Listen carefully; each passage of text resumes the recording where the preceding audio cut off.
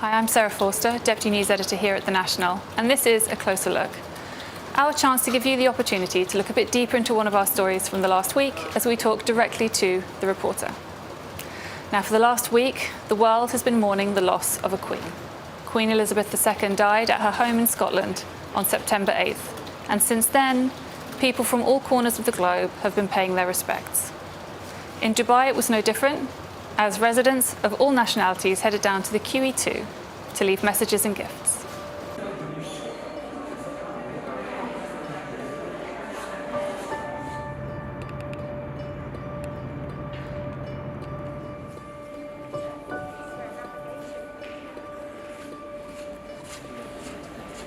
It's a huge loss, we lost the Queen Elizabeth. It's a very huge loss for everyone. May her soul, may God bless with her to rest in peace.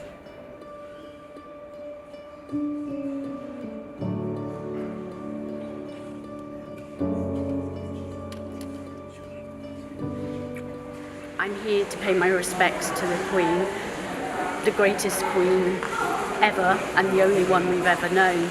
But the woman that gave her life 70 years, over 70 years of service, I think she deserves a lot of respect.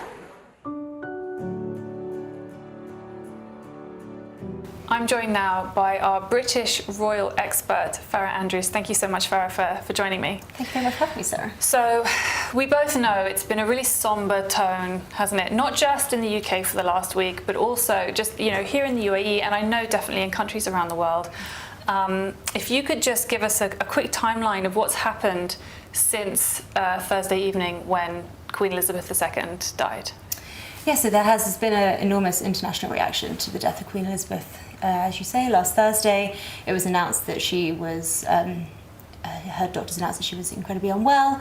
We saw the British royal family spring into action, start travelling up to Scotland if they weren't already in Scotland. Prince Charles, now King Charles III, and Princess Anne were both already in Scotland with their mother. And then on Thursday evening, it was announced that the Queen had died. In the days following, her coffin was moved through Scotland, down to Edinburgh, where she lay in state for a period of time. And now she has been moved down to London, in the last couple of days, where she is now.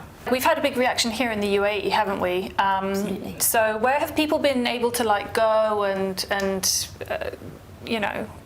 express their condolences? So here in Abu Dhabi at St Andrews, there was a book of condolence where people were able to go and sign, and then the same in Dubai on the QE2, which is her namesake cruise ship, which is permanently ported in Rashid. So yeah, there's been nice opportunities for people to go down, kind of pay their private respects.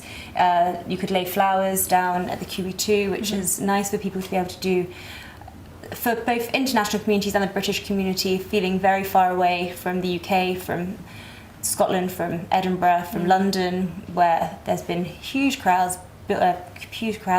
outside paying their respects, greeting members of the royal family when they're going out, to kind of speak to people and remember her together. Yeah. So on Monday, it's the funeral. People are currently queuing to go in, pay their respects to the Queen.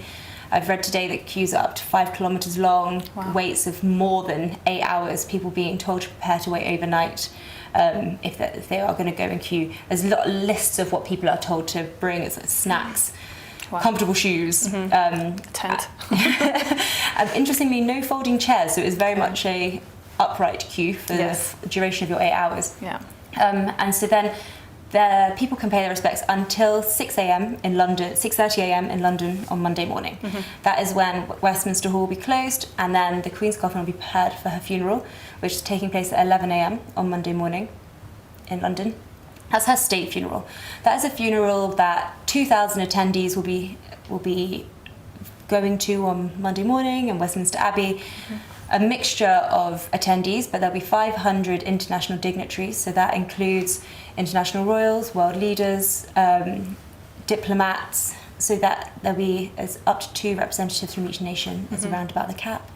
We know so far that President Biden has confirmed that he'll be attending Justin Trudeau is attending for Canada, Jacinda Ardern for New Zealand. So people have started to confirm their attendance, as well as international royal families. The Spanish royal family, the Dutch royal family, and the Belgian royal family will all be attending. But what about the actual family? What about her grandkids and her children, and what, how will they? So of course they will all be in attendance at the funeral. What we anticipate seeing is they will follow her coffin as it's moved from Westminster Hall to Westminster Abbey, where the funeral will take place. After the state funeral, which is taking place in Westminster Abbey, her coffin will be transported through London, where people can come out into the streets, pay their respects as the hearse travels through the city, and then it will be taken to Windsor, where there will be a small family service in the afternoon, and that's where she'll be laid to rest. Okay. Well, thank you so much, Farah, for joining us and explaining just very simply what's happened already and what's going to happen on Monday. I know Monday is going to be a big day all across the world. Eyes are going to be they're going to be on London, aren't they, to see what's happening? Absolutely. So thank you very much, and thank you very much for watching as well. Please join us next time for the Nationals, A Closer Look.